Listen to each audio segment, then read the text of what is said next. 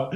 Let's go. Let's go. How are y'all? Good. I'm running on an empty stomach and a lot of tears. Yeah.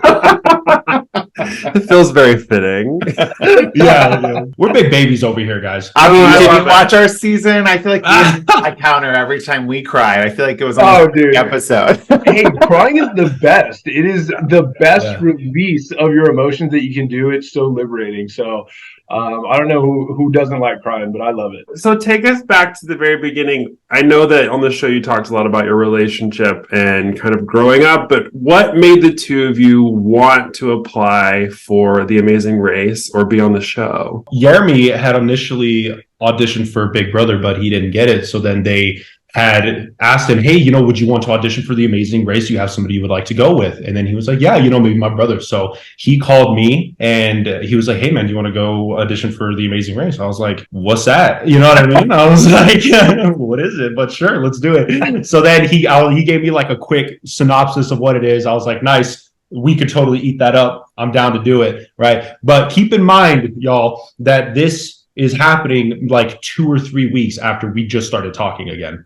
Right. Wow. So yeah, it's fresh. But I was like, yeah, dude, let's do it. I'm totally down. What are you talking about? Right. So then going through the whole casting process was actually when Yeremi and I had to really, mend our relationship and really look at it and start strategizing and figuring out how we can make it better, how I can be better for Yeremi, and how I can communicate to Yeremi to be better for me, for what I need from him. So whenever we're going through all these things, we're laying the groundwork, right, for a great relationship. And then physically on the race is where y'all got to see our relationship in action after putting all the work into it. So that's kind of where we were. Therapy. I know. We went to couples therapy, y'all. 100%. Correct me if I'm wrong. You two live in different states. So how did you actually prepare for this season of the race? We did live in different states. It was a lot of Zoom, but as we started to get closer and closer, we started to fly to each other and be together for longer periods of time. And like Liam was saying, prior to the race, literally for like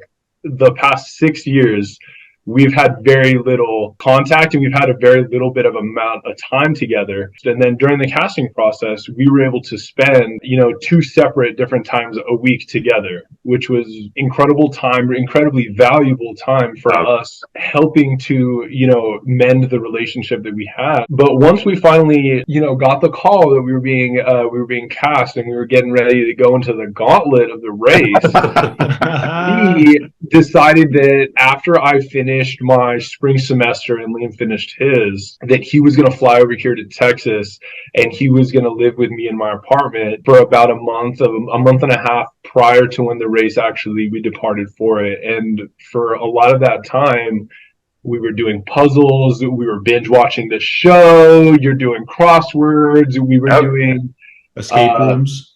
Fun. Big escape room guy.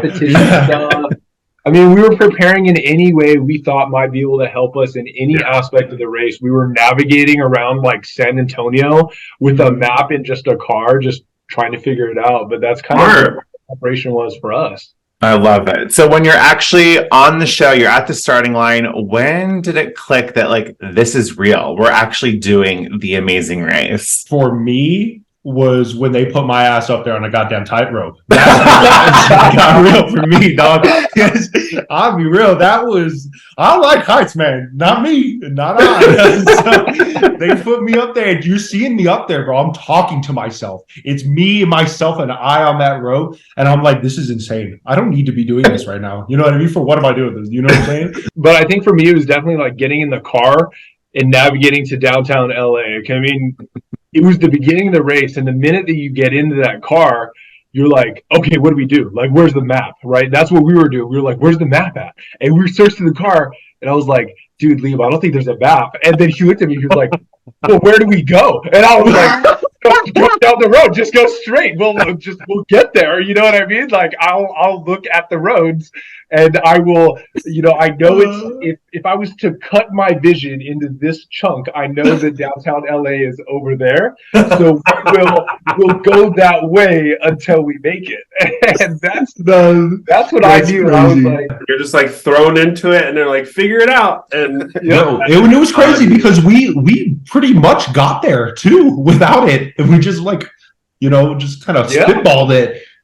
And we made it just about. That's impressive. It was pretty cool. So at the start of this race, Phil announces to you and all the teams that there's going to be a U-turn at some point on the Amazing Race. So fast forward to leg 6, you guys are in India, and you find out that the U-turn is on this leg. What was your strategy? What was your thought process? Because I think you guys played the U-turn correctly. So what was your thought process on the U-turn? Immediately vote Chelsea and Robin.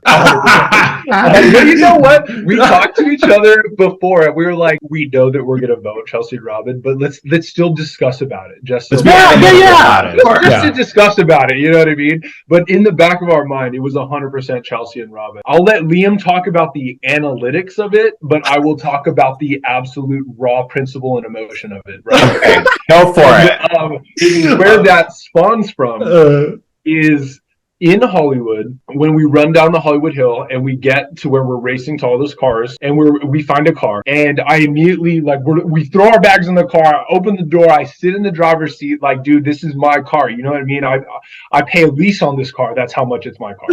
And Robin runs up to my car and sees that the clue is still under the windshield wiper, right? As I was looking for it, I was like, it's going to be in this glove department or something. And she grabs this clue off the windshield and she said, this is our car now. Get out. And I was like, ooh, bitch, I'm U-turning you. Oh, you buried your grave right now. I hate you. And that was the emotion of it. That's okay. Yeah. But the analytical part of it, right? Break it down step by step. Steve and Anna Lee, right? Absolute powerhouse of a team. They were finishing consistently in first place. They were an option, kind of, but we're in an alliance with them, with Steve and Anna Lee and with Todd and Ashley, right? Okay. So little three-peat action, you know what I'm saying?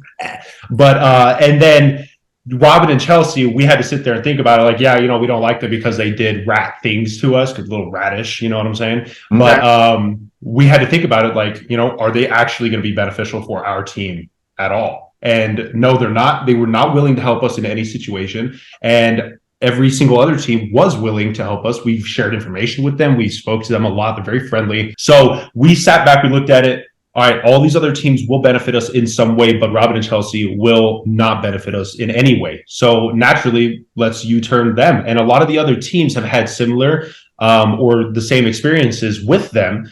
So that's how you see that Steve and Anna Lee only got voted by one more team. We decided to vote for them because they weren't going to be as beneficial to us, essentially. I mean, I think that's fair. I think a lot of viewers don't really understand the social dynamics of the Amazing Race. There's so much that goes into it that a viewer doesn't see. And so that makes sense. Like that, if a team's not going to benefit you in the race, it makes sense. But also, they're not 2 hours ahead of you. Like Steve and Anna Lee left 2 hours ahead of you. So why would you U-turn the first place team when it's not going to really knock them to last? It's just going to knock them down a few pegs. Exactly. Like Robin and Chelsea, had they been U-turned, do you all think that it could have been your saving grace? Or were you that far behind?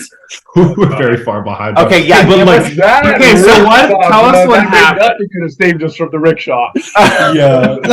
Nothing could have saved us.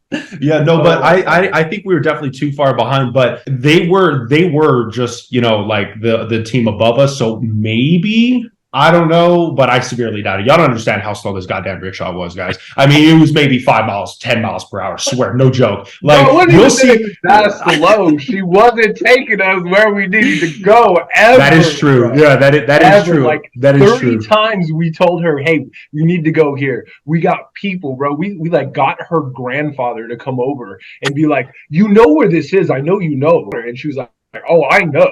And we were like, she knows. And she didn't take us there. And I was like, she doesn't know. She would say for certain, like to the people that we were having translate, yes, I know for certain where this is. I'm going to take you there. And then she would start driving us. I mean, we don't know where she's going. We don't know what we're looking for. And we've never been in India. So we're driving around. So in about like 45 minutes to an hour of not getting there, we're kind of like, what's she doing? And I know, Will and James, I know that y'all know what that's like to be able to try and ask somebody that I need you to take me there. And they think for sure that's where they're taking you. And then you have to sit there, but there's so much anxiousness and uncertainty because you're just trusting that that they're going to take you where you need to be. Yeah. And after so many times of it not happening, I mean, it can crush you. You're just like, dude, like, what am I going to do? When we initially hopped in the rickshaw and we drove maybe 20, 30 feet, I looked at Yeremi. I was like, this damn thing is crawling right now. I think it'd be faster if we get out and ran. And he's like, all right, let me check the clue. He checks the clue, and the clue says you must hold on to your rickshaw, and you can only use the rickshaw for, the duration of this leg. And I was like, so were there other rickshaws still in the lot that were marked that you could have taken, or is it because luck of the draw, you're towards the back of the pack, there really wasn't much left to choose from? I think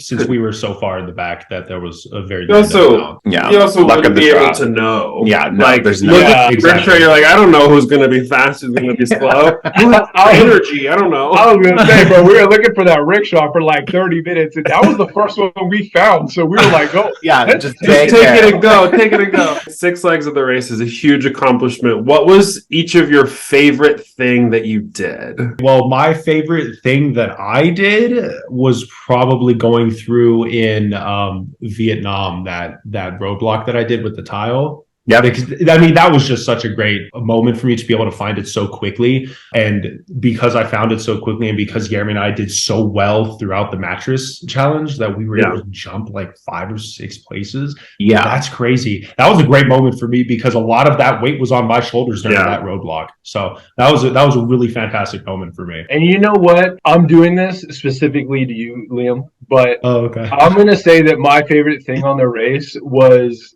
getting to watch Liam do that roadblock. Like Will and James, bro, the second half of that Vietnam leg was fucking tough. It was really, really difficult, dude. And like, I knew that we had to die if we wanted to stay in this race. So when we got to those mattresses, that was our philosophy. I was like, dude, hold on to my shirt.